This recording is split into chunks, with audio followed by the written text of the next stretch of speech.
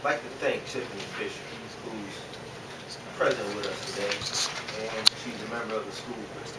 She called me yesterday, and she very concerned about rumors. Now, we've cautioned residents a number of times about taking rumors and running with it. Please, when you come up to the mic, I heard this, somebody said this, somebody said that somebody said this. We're not in high school anymore. Please, please. Thank you, Tiffany Fisher. She called.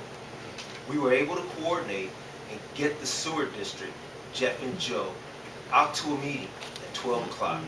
I talked to them like 11, so I don't know how they got all the material and got up there. I got a call. The school board is now okay. They understand what's going on and some of the misconceptions and the rumors that were being put out there in regards to the legislation today and this overall project. So today we're going to pass an agreement that will allow the sewer district to manage the stormwater. No, we ain't. So Ain't nobody gonna do that today. That's what's on our legislation for today. We talked a lot about the potholes, and many of you will look in the packet. We have something in there that's called the Ambassador Program, in which we're trying to help us help ourselves. So I'd like everyone to take a look at it and consider talking to your churches, your block clubs, your neighbors. You know, if you follow this, you raise $150. Collectively, we can help patch all the potholes in the city. Whatever. We still have to drive up and down the streets. Council is on board with this, and council collectively is getting about three tons, maybe more. We're getting at least 3 tons. So that's the pothole program. Any questions? We got numbers on here. You can call council's office, and we can explain that further to you. Please, look at that. I'd like to also mention that I just completed the dates for the food pantry. As many of you know, I do a food pantry across the street from Popeyes, first Fridays of the month, from 3 to 5. We'll be starting here in East Cleveland in May. First Friday, 3 to 5, starting in May, passing out food. We'll also do it at the Kappa House, and that'll be starting next month. That's the second Saturday. If you either call the council's office, or I'll get this information out to the council president and ask that it be put on our site. I've seen many of you at the pantries, and please come on out. I'd like to, whatever I don't give away, I have to take and give to shelters and stuff. So I'd rather not have to do that. The last thing I'd like to mention, and I talked to the council president about this before, and he said it was okay if I mentioned it. The Noble Road proposal was on the table when we came aboard. I read the proposal. I understood the proposal. What we have on Noble Road is a C&D recycling facility. Exactly what the proposal said. So, contrary to what one of our council people keeps saying, I personally was not duped, and I was not tricked. Right? I felt that was better than what we had there, and what could have turned into a potential like we have on Terrace. Right? The aesthetics of it, and we'll work with him to get a fence up. What is he talking about? Aesthetically make it look better, but please, I was not duped. So I just want to say that. Thank you. Good evening, everybody. For my committee, contracting properties, I've been under the weather, so I've been in and out trying to get what I can get done. I probably shouldn't be here today, but this is important. It's the business of the city. I know right now that I'm not the most popular guy, but what we're trying to do is we're trying to add some decorum to our council meeting, some respect the chair, and the chair respects the residents. That's the only way we're gonna move the city forward, working together. Um, right now, the city's on target, bearing in mind, is 200 units to be built this year in the city of East Cleveland since we've been in here. The Northfield alone, the street Northfield, we can have 14 houses now. That's fallen down already. We've already torn 2 or 3 of them down. We've got 12 more to go. So we're moving forward. It may not be everything. Everything's not gonna happen overnight, but it's a slow grind. But we're grinding it out.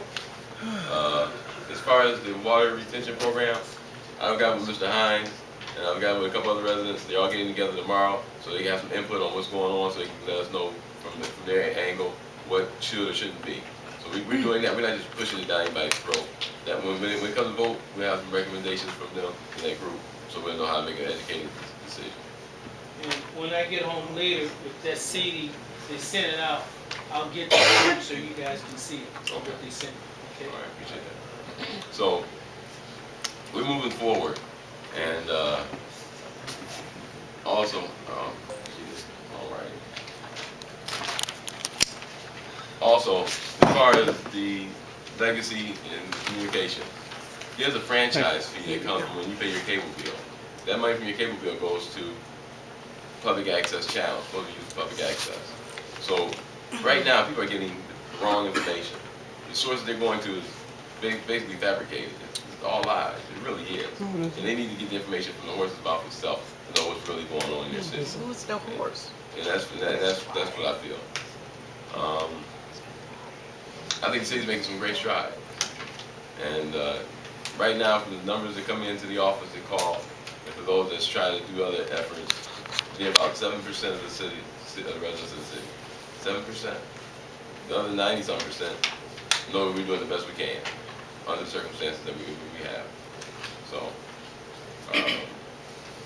that's really about it. I think that's about it.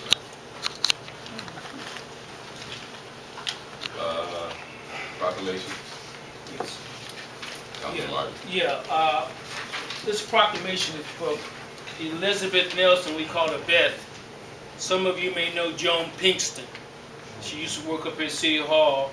She's been a resident of East Cleveland for 40, 50 years. Beth was a special young lady, and I'll just read briefly. Her full name was Elizabeth Nelson. She was born and raised in the city of East Cleveland, and Beth Nelson was the only child of Joan Pinkston and is cherished by her and her family. After becoming an adult, she raised 3 daughters and cared for 9 grandchildren. Beth Nelson was a strong supporter of East Cleveland, the Democratic Club. She was an activist. She was a very sharp, smart young lady. She worked passionately as a cook, an activist, and while also caring for many senior citizens and ill people. Beth Nelson and the Pinkston family members will keep Elizabeth Beth Nelson in their hearts and in their prayers. Now, therefore, on behalf of the mayor of the city of East Cleveland and the entire city council, in recognition of Elizabeth Nelson's many contributions to our city and its citizens, we do hereby express our deep appreciation for her dedication to the progress of this community and extended to her family our sincere sympathy upon her passing. Her service was this past week. Signed by the Council President Thomas Wheeler, myself, Councilwoman Joey Graham, Council Vice President Brandon King, and Councilwoman Barbara J. Thomas. Keep the family in prayer, please. Thank you. Thank you. All right. Resolution 216. Resolution number 216, a resolution authorizing the East Cleveland City Council to engage Legacy Communications LLC in a 1-year, $20,000 contract to provide video, audio, and television production services for the city of East Cleveland. Requested by City Council, sponsored by Council President Thomas J. Wheeler and Council Vice President Brandon King. Okay, I have the gavel. Council President, this resolution bears your name. Pleasure. And we adopt this and move forward. I know we don't have it's going to take some negotiations, but I think we move forward. It's not with your puddles. Okay, we're not actually voting on it today. Would you like to have some discussion on it today? I make a move to move forward. Okay. Up or down? It doesn't go for vote, so Okay. just read. Three Just readings. reading it and then talking about it. So it doesn't vote today, just read it. If you want to discuss it, discuss it. Anyone like to discuss it? Yeah, I have something to say about this. I think it's imperative that we get information, factual information, unbiased information. He said that. I believe that with this finance or franchise fee that's kind of commingling with the general fund, I think we need clarification. If you look at this, this comes to about approximately $1,600 a month in order to provide these services, not only to illustrate what's going on in city council, for the public to have its own access, ability to have its own access channel to be able to put information out there that they deem important. There's a senior community that depends and is not mobile and not able to come to the meetings, as well as other people that are unable to come to the meetings. I think this is something that the city needs. We need to be able to be informed in the correct manner. With the rumor mill, that will cut down on a lot of the rumors and a lot of the information. It won't stop it completely, but it certainly will illustrate what's going on in the meetings and giving every individual an ability to make a decision for themselves and not based on biased information or information that may be incomplete or what they may be. So I think it's a necessity, and at the price of what we see for the $20,000. I also want to say that when we talk about priorities, we talk about potholes. There's currently, and there have been many recall efforts in the city, many of which have failed, which has incurred money as well that needs to be paid for. And I think if you look at the priority of how you spend your money, access to information and giving our citizens information, to me, is more vital. We have to arm ourselves with information. If we're not going to do it independently, if we want to do it with a third source, allow that third source to be factual and valid. We're only as good as the information that we're given. So when we get up here and we say certain things, we may not be aware of the consequences of it and how things spread. And I think that whether it's Legacy or any other entity, that need is there.